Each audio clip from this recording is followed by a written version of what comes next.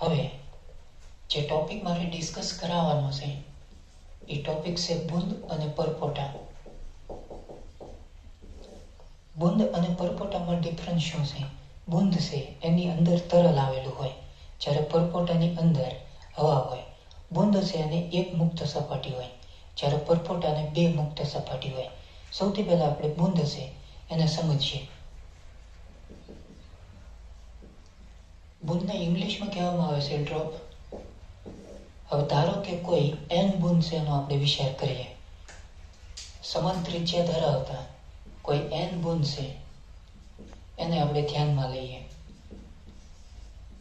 Suppose આ રીતે ધારો કે n બુંદ છે એ ભેગા થઈ અને એક મોટું બુંદ છે એ તૈયાર કરે. સપોઝ આ રીતે નાનું બુંદ છે એની જે રેડિયસ છે ધારો કે સ્મોલ r છે, એનું જે કંઈ કદ છે એ ધારો કે v છે.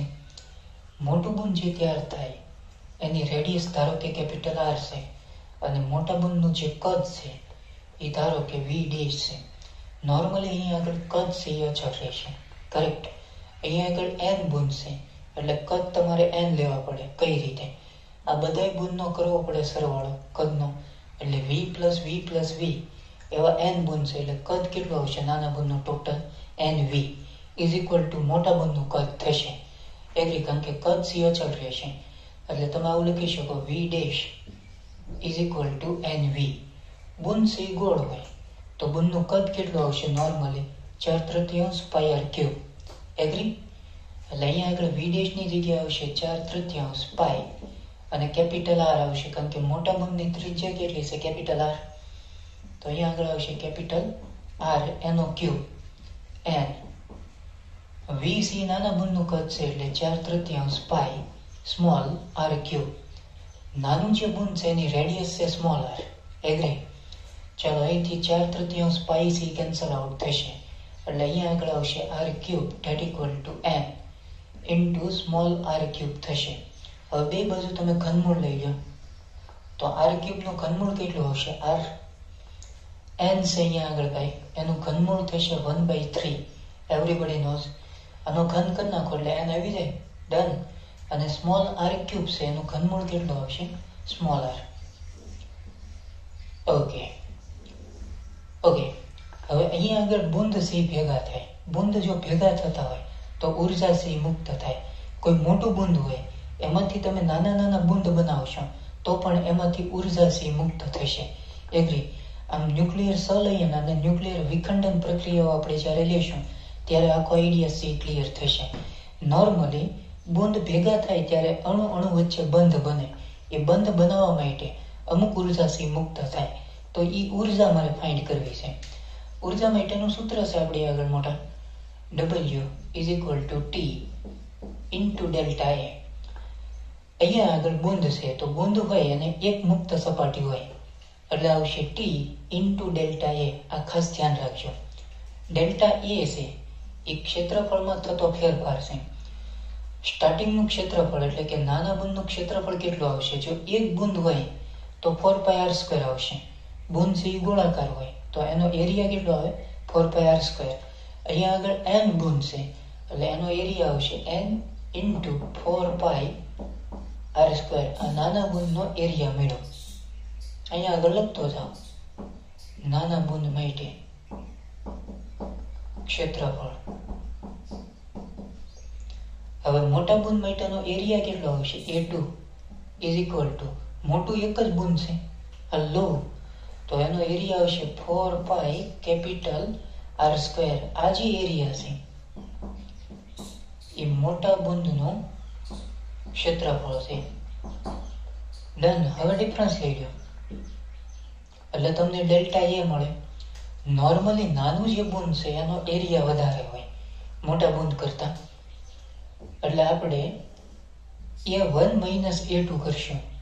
It's called delta A is equal to A1 minus A2. So delta A A1 એટલે આ થઈ ગયું normally n into 4π r² minus A2 એટલે આ થઈ ગયું 4π કેપિટલ r². ચાલો કોમન નીકળે એટલું કાઢી લો. 4π કોમન અહીંયા આગળ n small r square minus capital R square. આ તમને મળી ગયો નોર્મલી એરિયા. આ કિંમત તમે અહીંયા આગળ મૂકી દો એટલે તમને ઉર્જા મળશે. Otherwise W that equal to T delta એની જગ્યાએ આવશે normally 4 pi n r square minus capital R square. Done. 4 pi ને આગળ લખીએ અને t ને પાછળ લખીએ. ગુણાકાર છે એટલે આવું તમે ફ્લિપ ફ્લોપ કરી શકો. એટલે n r square minus R square. તો આ ઉર્જાનું પહેલું સૂત્ર આવ્યું જે તમારે સ્ટ્રેટ ફોરવર્ડ યાદ રાખવાનું રહેશે. કરેક્ટ. એપ્લિકેશનમાં ઘણી વખત આનો સીધો તમે યુઝ કરી શકો. ડન. એક કામ કરીએ, અહીંયા આગળ જે કેપિટલ R છે એની જગ્યાએ તમે કિંમત મૂકી શકો n⁻⁴ into R. એ કિંમત આપણે અહીંયા આગળ પધરાવીએ તો W is equal to 4 pi T n R square minus અહીંયા આગળ કેપિટલ R નો વર્ગ છે, અહીંયા આગળ n⁻⁴ into R છે, આનો વર્ગ કરો એટલે n⁻⁴ છે, આનો વર્ગ કરશો એટલે શું આવશે n⁻²/3. એટલે અહીંયા આગળ n⁻²/3 અને સ્મોલ r નો વર્ગ ખ્યાલ આવશે. આનો વર્ગ કરો એટલે આના ઉપર 2 ઘાત આવે, આના ઉપર 2 ઘાત આવે, પછી તમે હરખું વ્યવસ્થિત સાદું રૂપ આપશો એટલે 2/3 થશે. ડન. હવે એક કામ કરીએ, R સ્ક્વેર છે તમે કોમન લઈ લો એટલે W is equal to 4 pi T into R square common. n પણ તમે કોમન લઈ શકો, આપણે લેતા નથી એટલે n માઇનસ n⁻²/3. તો ફાઇનલ સૂત્ર તમને આવું મળશે. એગ્રી. સો બેઝિક આખો આઈડિયા છે જે એકદમ સ્ટ્રેટ ફોરવર્ડ આખો આઈડિયા છે. તમે આ બે સૂત્ર છે એનો યુઝ કરી શકો. ડન.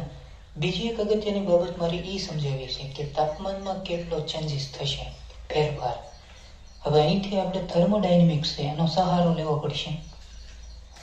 તો એનું સૂત્ર છે ભાઈ W is equal to J into Q.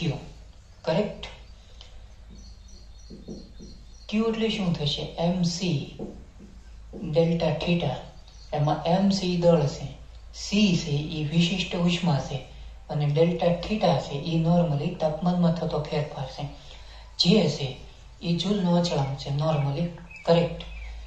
અહીંથી તમે ડેલ્ટા થીટાને કરતા બનાવો એટલે delta theta is equal two W ના છેદમાં J m into c થશે. એક કામ કરો, આ W ની કિંમત અહીંયા આગળ મૂકી દો કેપિટલ R વાળી. ડન. તો શું આવશે normally delta theta that equal two W એટલે 4 pi T n R square minus capital R square છેદમાં J ઇન્ટુ m. આ જે C છે એ વિશિષ્ટ ઉષ્મા છે. અહીંયા આગળ ધારો કે જે બુંદ તૈયાર છે એ પાણીનું બુંદ છે, તો પાણી માટે વિશિષ્ટ ઘનતા જે આવશે નોર્મલી વિશિષ્ટ ઉષ્મા એ 1 આવશે એટલે C ની જગ્યાએ 1 લઈ લઈએ. કરેક્ટ. અધરવાઇઝ અહીંયા આગળ નોર્મલી દળ છે તો દળ બરાબર શું લખાય ઘનતા ઇન્ટુ કદ. સો રો બરાબર શું આવે m/v. તો m બરાબર શું થશે ρv. એગ્રી. m ની જગ્યાએ આપણે મૂકી દઈએ ρv. ધ્યાન આપો. એટલે delta theta that equal to 4 pi T n small r square minus capital R square divided by J અને m ની જગ્યાએ આવી જશે નોર્મલી ρ into v.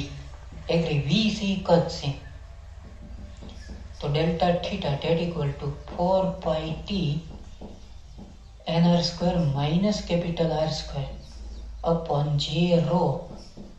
અહીંયા આગળ મોટા બુંદનું કદ તમારે લેવું પડશે કારણ કે નાના બુંદ છે એ ભેગા થાય, એમાંથી મોટું બુંદ છે એ તૈયાર થાય. તો મોટા બુંદનું કદ કેટલું આવશે નોર્મલી 4/3 પાઈ કેપિટલ R ક્યુબ. ડન. ઉડે એટલું ઉડાડો. 4 પાઈ કેન્સલ આઉટ. એગ્રી. પછી આ તગડો છે ઉપર વયો જશે એટલે delta theta that equal two 3 ઉપર આવશે એટલે 3T. અહીંયા આગળ n r square minus R square અહીંયા આગળ આવશે નોર્મલી જે રો, નામે મસ્ત હશે, અને છેદમાં છે આર ક્યુબ.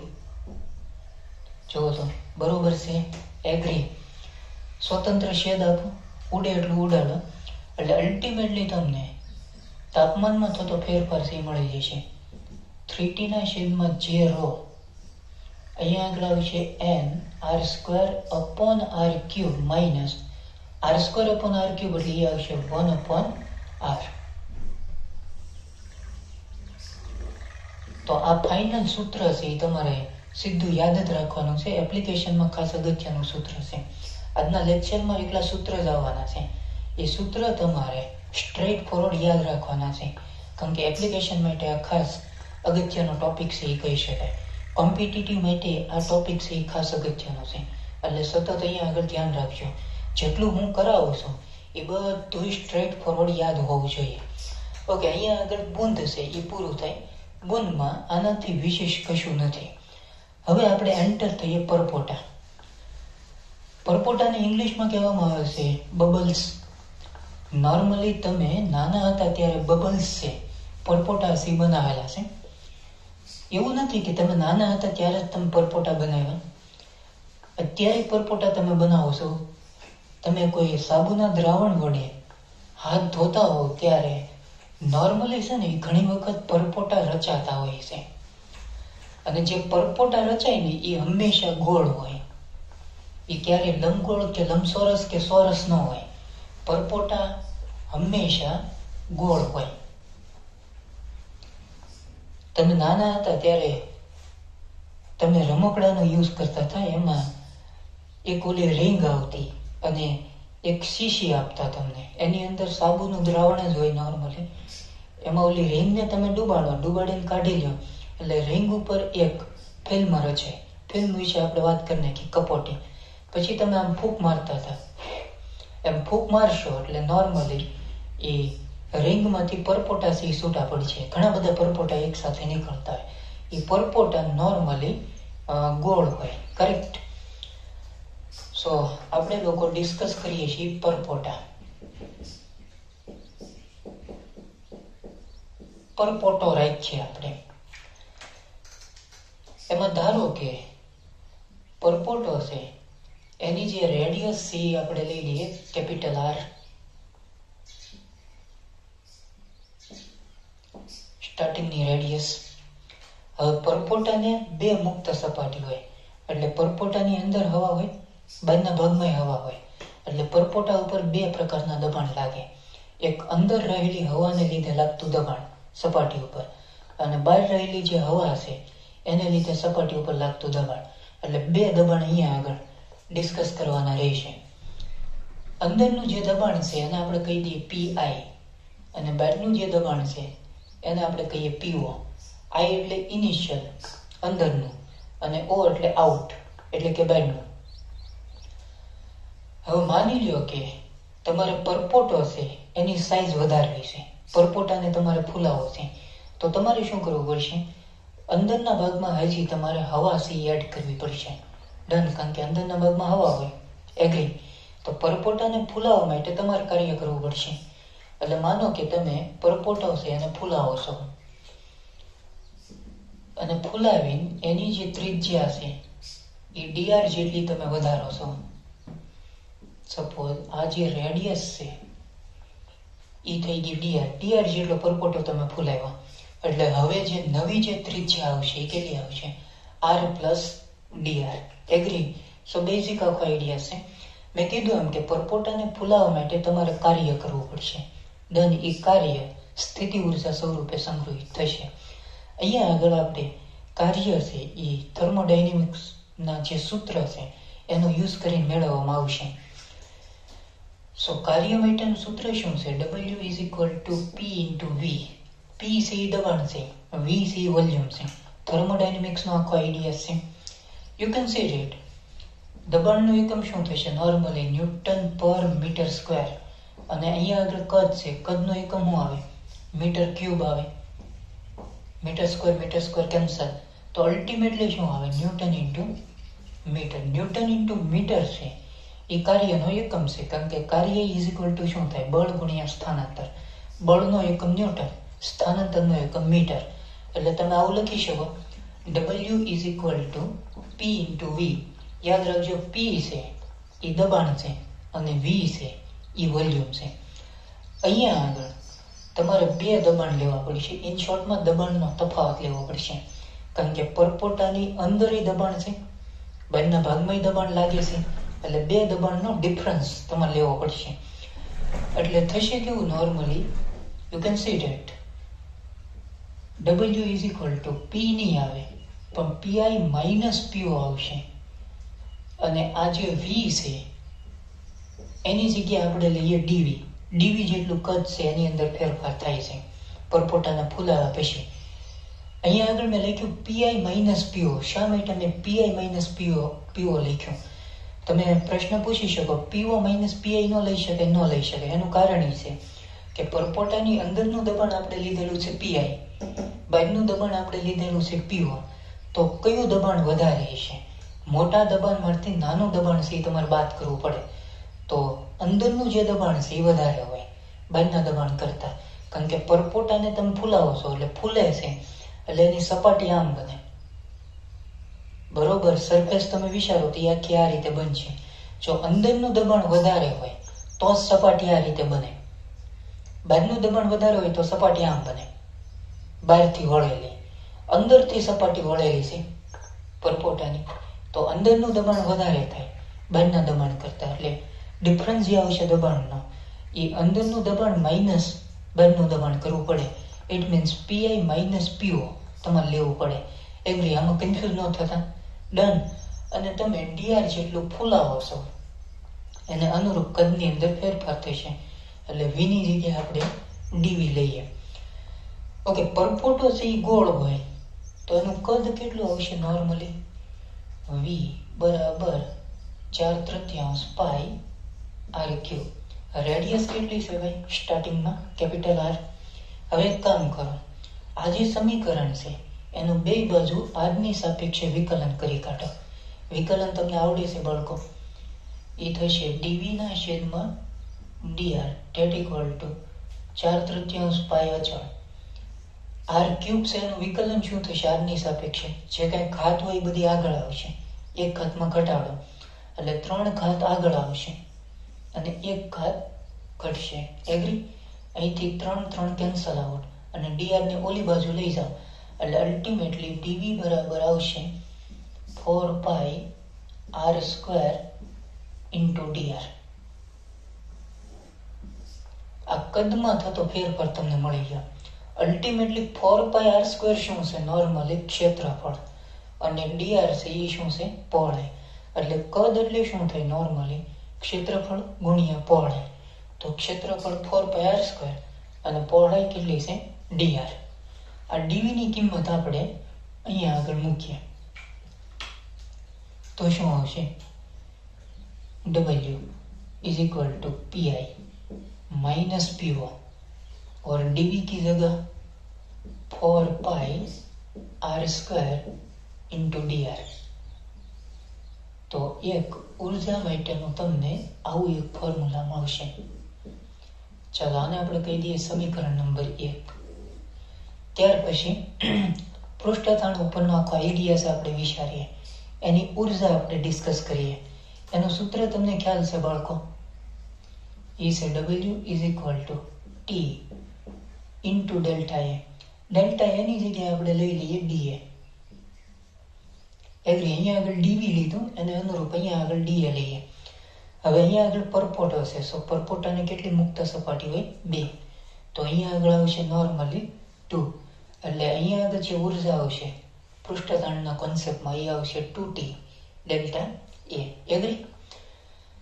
હવે આ DA તમારે ફાઇન્ડ કરવો પડશે ને. હવે પરપોટો ગોળ હોય તો એનું ક્ષેત્રફળ કેટલું હોય? 4 પાઈ R². આ બધા સૂત્ર તમને ઓલરેડી ભણી ગયા એટલે એમાં કોઈ પ્રશ્ન ન થવો જોઈએ. લઈ આવશે 4 પાઈ R². ચાલો એક કામ કરો, R ની સાપેક્ષે વિકલન કરો આનું, એટલે DA upon DR that equal two 4 પાઈ અચળ R² નું વિકલન. જે કઈ ઘાત હોય એ બધી ઘાત આગળ આવે, એક ઘાતમાં ઘટાડો. એટલે અહીંયા આગળ આવશે નોર્મલી 2r.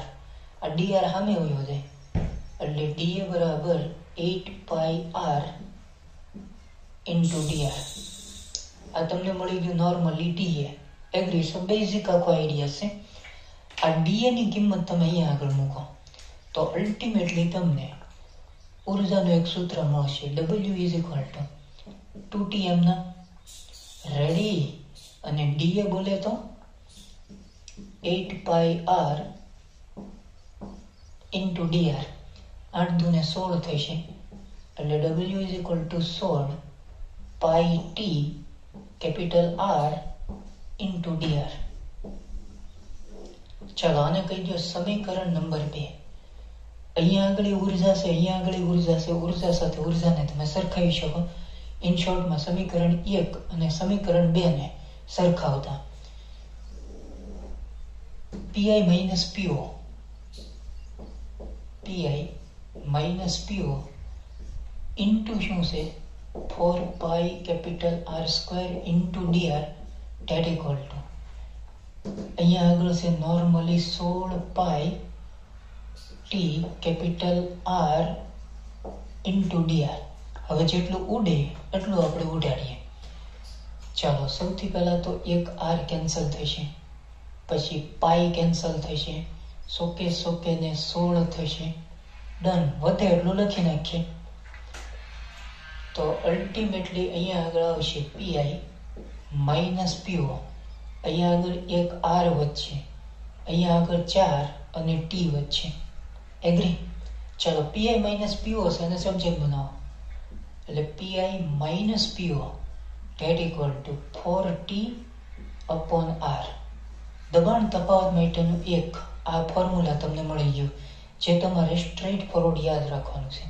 અહીંયા આગળ પરપોટાની વાત હાલે છે એટલે સૂત્રમાં આવશે 4T અપોન R.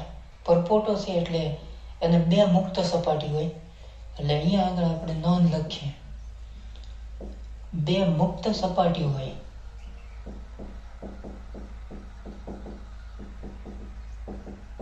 ત્યારે જ આ સૂત્રનો યુઝ કરવો 4T અપોન R દબાણ તફાવત શોધવા માટે. કરેક્ટ? એમાં T છે એ પૃષ્ઠ તાણ છે અને R છે એ પરપોટાની રેડિયસ છે. હવે ધારો કે પરપોટો છે એ કોઈ તરલની અંદર રચાતો હોય. ઇટ્સ કોલ્ડ તમે કોઈ સોડા પીતા હો ત્યારે સોડાની અંદર નોર્મલી પરપોટા છે રચાતા હોય એટલે તરલની અંદર પરપોટો છે રચાતો હોય તો એને એક જ મુક્ત સપાટી હોય.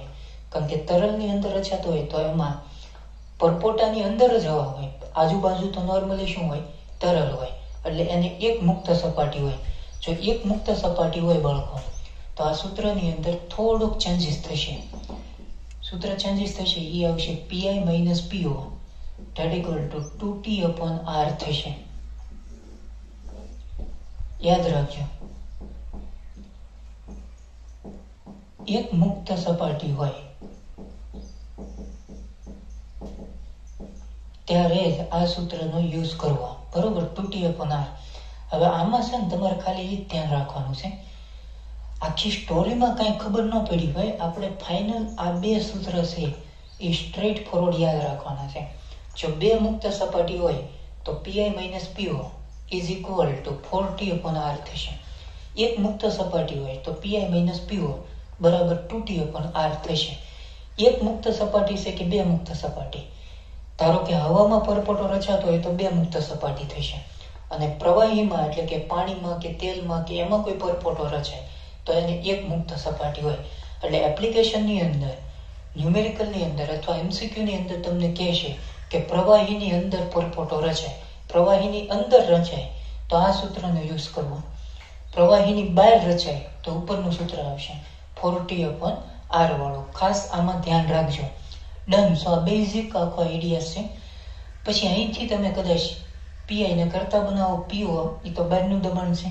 સો આવું બની શકે વધારામાં Pi is equal two PO plus 4T upon R અથવા 2T અપોન R.